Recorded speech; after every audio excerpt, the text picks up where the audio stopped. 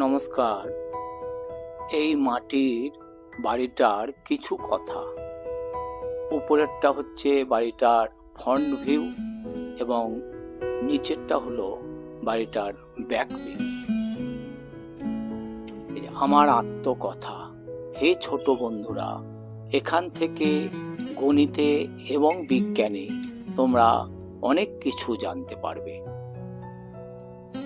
ঠিক ব্যাকেটটাও ওই একই লেখা, আমার আত্মকথা।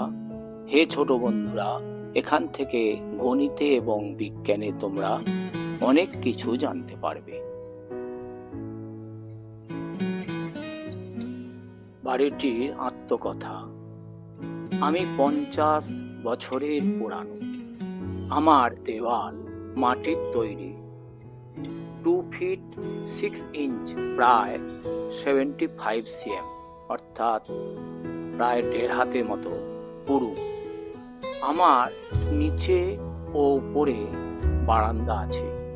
বারান্দায় সুন্দর গ্রিল ছিল, এখন বয়সের জন্য খুলে দিয়েছে, অন্য কাজে ব্যবহৃত হয়েছে। আমার ছাউনিটি অ্যাজবেস্টাসের, এবং আগে আমার কত আদর ছিল। সকলেই আমার কাছে থেকে আরাম পেত এবং পরিষ্কার পরিচ্ছন্ন রাখত। আধুনিকতা এবং পাকা বাড়ির সৌজন্যে আমি অবহেলিত। আমার মধ্যে এখন ইঁদুর ও বিড়ালের বাসা। কোনোদিনও আর পরিষ্কার পরিচ্ছন্ন হয়নি।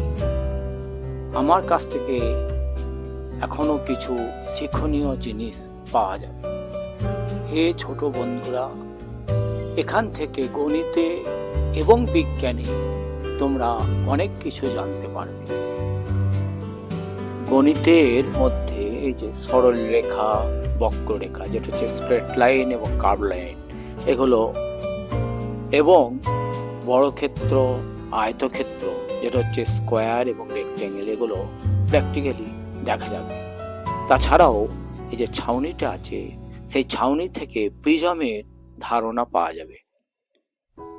বিজ্ঞানেতেও আমার যে বিজ্ঞানের যে ছাউনিটা আছে, সেই ছাউনিটা সেন্টার অফ গ্র্যাভিটি, যেটা ভরকেন্দ্রের উপর বেস করে আছে, সেটাও এখানে ধারণা পাওয়া যাবে। এখানে যে বিভিন্ন কাঠ আছে, সেই কাঠ থেকে বিভিন্ন গাছের ধারণা পাওয়া যাবে। এছাড়াও মাটির বাড়ি যে কত আরামদায়ক, সেটা আমার কাছে থাকলে সেটা জানতে পারা যাবে। ধন্যবাদ।